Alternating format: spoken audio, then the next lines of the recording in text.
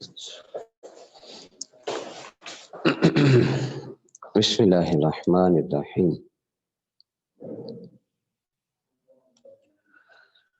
اللہ اکبر۔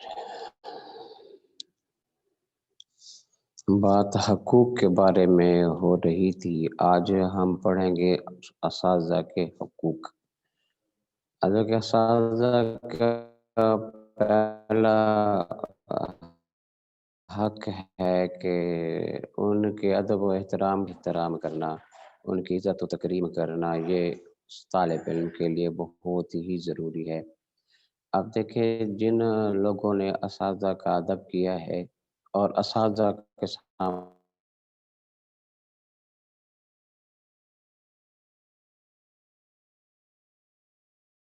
نظر کو نیچے رکھا ہے، وہ ہمیشہ وہ احترام نہیں کرتے، وہ دنیا میں بھی اور آخرت میں بھی بہت ہی تنگ ہوتے ہیں، اور دنیا میں دیکھ لیں جنہوں نے ادب نہیں کیا وہ ہمیشہ کے لیے ذلیل و خوار ہو گئے۔ اسی طرح اساتذہ کرام کو آپ علیہ الصلوۃ والسلام سے بھی نسبت ہے، حدیث مبارکہ ہے، آپ علیہ الصلوۃ والسلام نے فرمایا میں استاد بنا کر بھیجا گیا ہوں تاکہ ان کو میں تعلیم دوں۔ اب دیکھیں، استاد کا پہلا حق ہے ادب کرنے کے بعد ان کی بات کو توجہ کے ساتھ سننا، اور مکمل توجہ انہی کی طرف ہی ہونی چاہیے کہ جو بات آپ توجہ سے نہیں سنیں گے تو اساتذہ کرام کی وہ بات آپ کو سمجھ نہیں آئے گی۔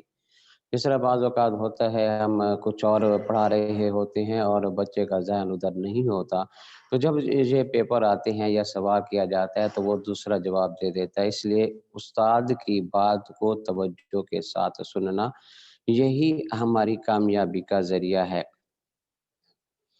اب اس کے بعد یہ ہے کہ اساتذہ کے لیے طالب علم، ان کے لیے یہی ہے کہ اساتذہ کے لیے پریشانی کا سبب نہ بنے، بلکہ ان کا کام جو وہ دیتے ہیں ان کو صحیح معنوں میں ادا کرنا، اور جب وہ بلائیں تو ان کے سامنے عاجزانہ طریقہ اختیار کرنا، ان کے سامنے اپنے دونوں کندھوں کو جھکا دینا اور ان کے سامنے ادب کے ساتھ کھڑے ہو جانا اور ان کا کہا ماننا، جو بھی وہ بات کرتے ہیں ان پر عمل کرنا۔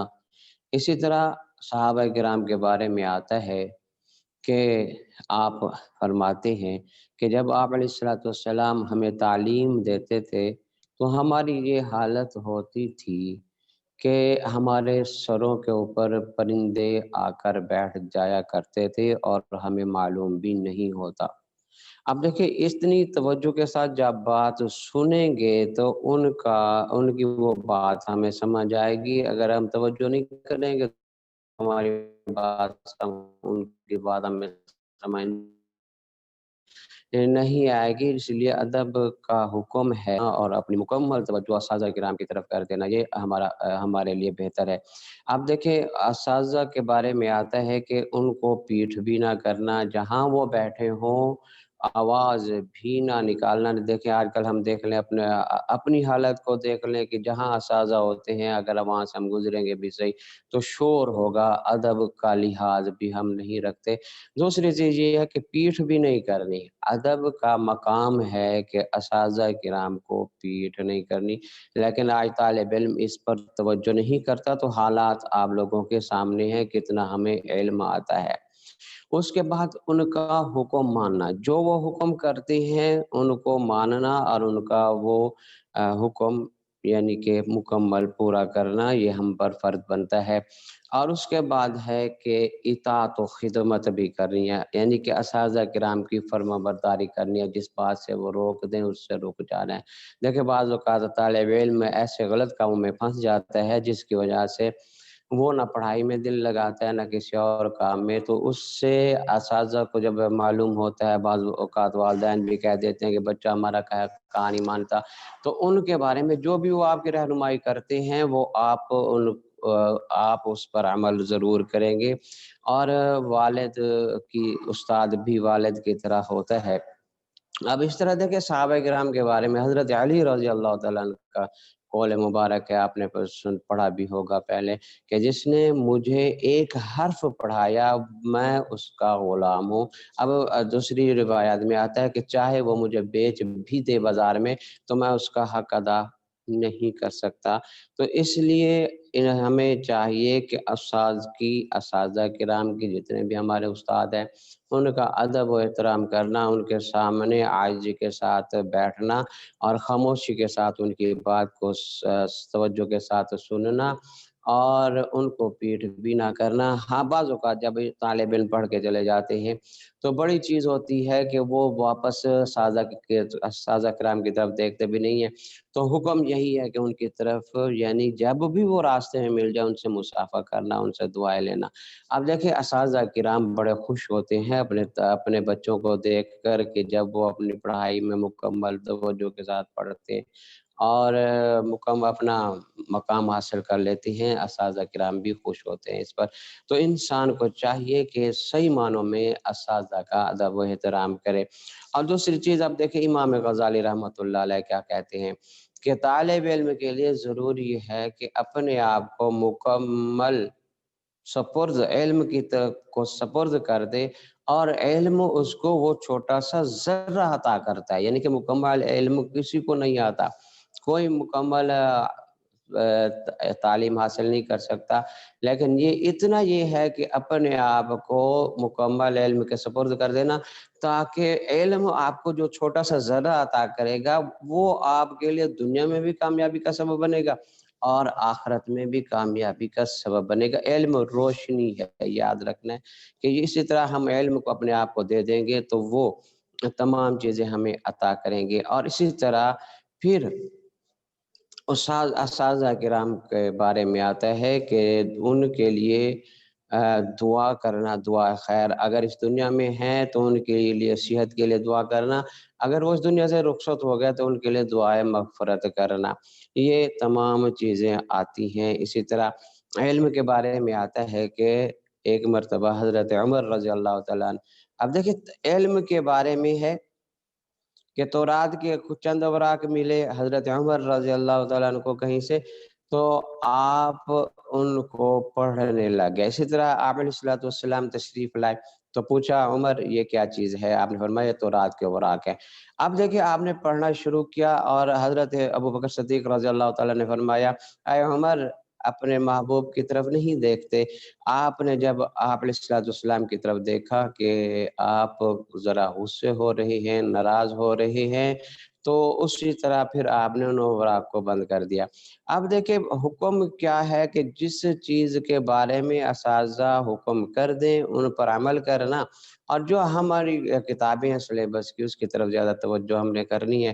اگر ہم اس پر توجہ نہیں کریں گے تو ہم خود ہی ناکام رہیں گے۔ اور اس کے بعد ہے کہ اساتذہ جو ہدایات دے ان پر عمل کرنا، یہ ہمارے لیے سب سے بہتر چیز ہے۔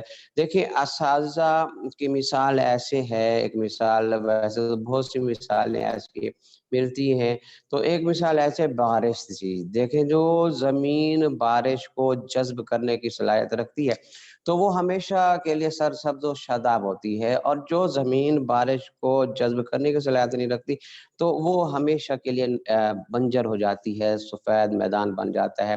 تو اساتذہ کرام کی مثال بھی ایسی ہے اور طلباء کی بھی، کہ جو طالب علم اساتذہ کرام کی بات کو توجہ کے ساتھ سنتا ہے، ان کا ہر کام وقت پر کرتا ہے اور کبھی سستی کاہلی نہیں کرتا تو وہ ہمیشہ کے لیے کامیاب ہو جاتا ہے، اور جو اساتذہ کرام کی بات کو نہیں سمجھتا تو وہ بنجر زمین جیسا ہے۔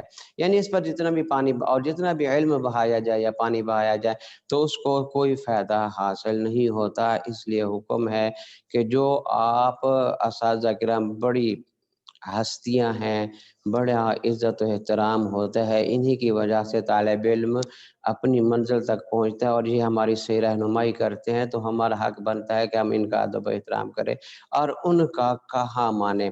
اور اس کے بعد حق بنتا ہے کہ جب طالب علم اپنی منزل پر پہنچ جائے تو اساتذہ کرام سے تعلق رکھے۔ بعض اوقات ہم دیکھتے ہیں کہ طالب علم جب ان کا ہم سے वास्ता नहीं होता, यानी कि पढ़ के चले जाते हैं तो पीछे की तरफ मुड़कर नहीं देखते। तो उस्ताज़ा के साथ ताल्लुक़ रखना ये तालिब इल्म के लिए बहुत ही बेहतर होता है, क्योंकि वो सही मानों में उस्ताज़ा किराम उसकी रहनुमाई करते हैं।